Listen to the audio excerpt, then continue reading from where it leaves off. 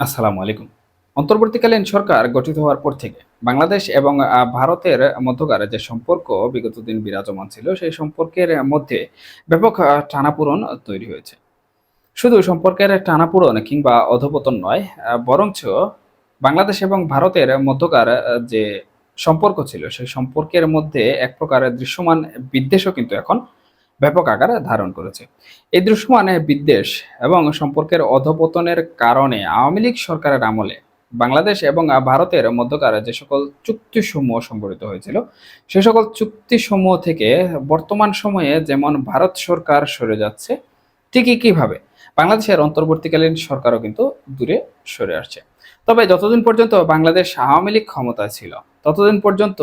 ভারতের সাথে বাংলাদেশের সম্পর্ক খুবই ভালো ছিল এবং বন্ধুত্ব সুলভ সম্পর্ক ছিল। এই বন্ধুত্ব সুলভ সম্পর্ক থাকার কারণে যারা আওয়ামী লীগ সরকারের পতন ঘটিয়েছেন এবং অন্তর্বর্তীকালীন সরকার গঠন করেছেন, তারা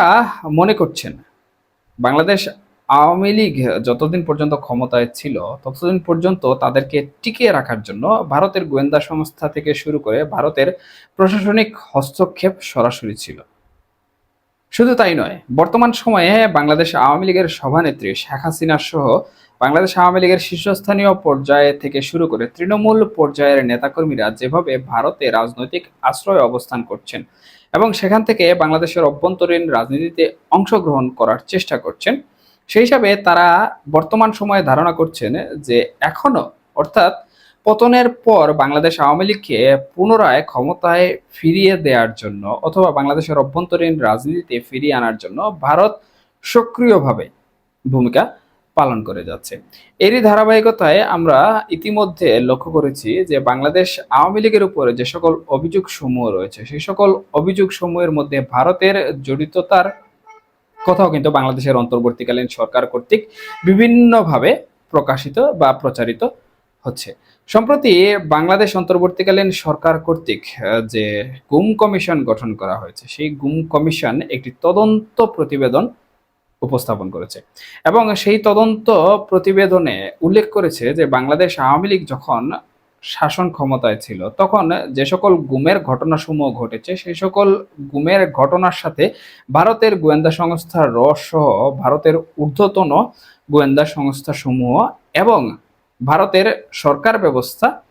সরাসরি জড়িত ছিল। এবং এই প্রতিবেদনটি প্রকাশিত হওয়ার পর ভারত সরকারের পররাষ্ট্র মন্ত্রণালয় কিন্তু গণমাধ্যম সমূহের কাছে প্রশ্নের সম্মুখীন হন এবং গণমাধ্যম কর্মীরা যখন পররাষ্ট্র মুখ্য সচিবকে প্রশ্ন করেন বা পররাষ্ট্র মুখপাত্র যিনি রয়েছেন ওনাকে প্রশ্ন করেন যে বাংলাদেশের অন্তর্বর্তীকালীন সরকার ইতিমধ্যে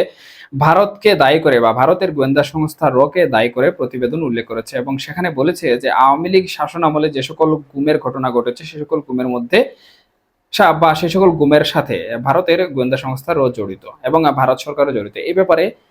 ভারত প্রশাসনের জবাব কি? তখন যিনি ছিলেন ওখানে ভারতের পররাষ্ট্র মুখপাত্র, তিনি বলেন যে অন্তর্বর্তীকালীন সরকার, অর্থাৎ বাংলাদেশের অন্তর্বর্তীকালীন সরকার যে প্রতিবেদনটি প্রকাশ করেছে বা গুম কমিশন যে প্রতিবেদনটি প্রকাশ করেছে, সেটির সাথে ভারতের কোনো প্রকার জড়িততা নেই। যদি জড়িততা থেকে থাকে, তাহলে অন্তর্বর্তীকালীন সরকারের কাছে ভারত সরকার সহসাই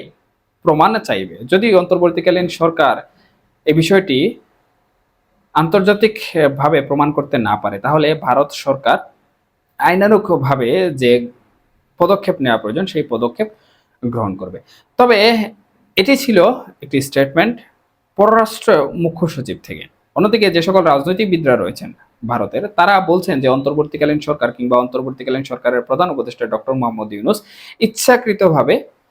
ভারতকে জড়িত করে এই বিষয়গুলো প্রচার করছেন এবং তারা কঠিন হুঙ্কার দিয়ে বলেছেন, যদি অন্তর্বর্তীকালীন সরকারের প্রধান উপদেষ্টা ভারত সরকারকে জড়িততা সাপেক্ষে যে তথ্য প্রমাণাদি দেওয়ার কথা সেগুলো যদি না দেন, তাহলে অন্তর্বর্তীকালীন সরকারের জন্য ভারতের রাজনৈতিক ব্যক্তিবর্গ একজোট হয়ে আন্তর্জাতিক মহলে কাল হয়ে দাঁড়াবে।